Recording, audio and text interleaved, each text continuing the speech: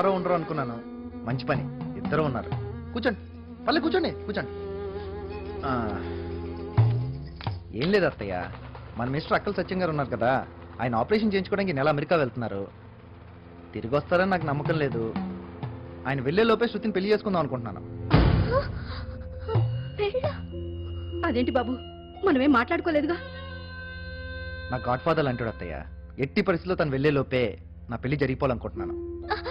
అది కాదు శృతి, టైం లేదని టెన్షన్ పడకు, పెద్దలు మేము చూసుకుంటాం కదా. టైం కాదు బాబు, ఇంకా దాని చదువు అవ్వలేదు కదా.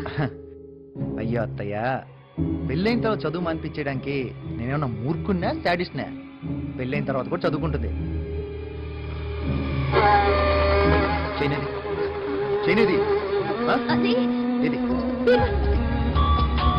ఎట్లా ఉండాల్సింది అట్లా ఉంటావేంటి? వెళ్ళేసుకోపో, వెళ్ళా.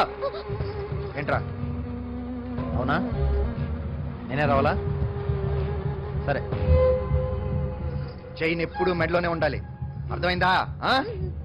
అత్తయ్య, ఆలోచించడానికి ఏం లేదు, 4 రోజుల్లోనే పెళ్లి.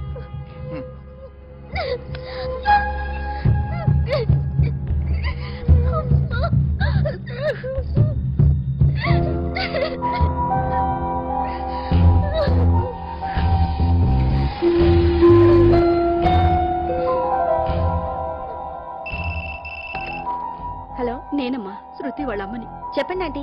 ఒక ముఖ్యమైన విషయం. ఆ నరేంద్ర శెట్టి శృతిని పెళ్లి చేసుకోవడానికి పెళ్లి ఏర్పాట్లు చేస్తున్నాడు. ఇప్పటి వరకు దాని చదువు కోసం ఆగాను, కానీ ఆ రాక్షసుడు ఈలోపే పెళ్లి అంటున్నాడు. అందుకే వాడికి తెలియకుండా ఎలాగో అలా హైదరాబాద్ వచ్చేయాలనుకుంటున్నావు. నేనెప్పుడూ చెప్పానంటీ, ఇప్పటికీ మించిపోయిందేం లేదు. వెంటనే బయలుదేరి వచ్చేయండి మీరు. చాలా థ్యాంక్స్ అమ్మా. భయపడకమ్మా, ఒక్కసారి ఊరు దాటెళ్ళామంటే ఆ మూర్ఖుడు మనల్నేమీ చేయలేడు.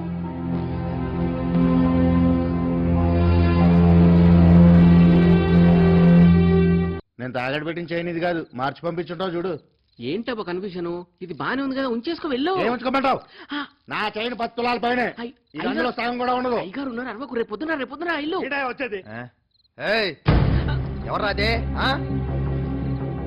ఏంట్రా గొడవ? అన్నా, నేను మీ దగ్గర 10 తులాలు చైన్ ఇట్టానన్నా, నాకు తిరిగి 5 తులాలు చైన్ ఇచ్చారన్నా. చూడన్నా, నా పెళ్ళం గొడవ చేస్తుందన్నా.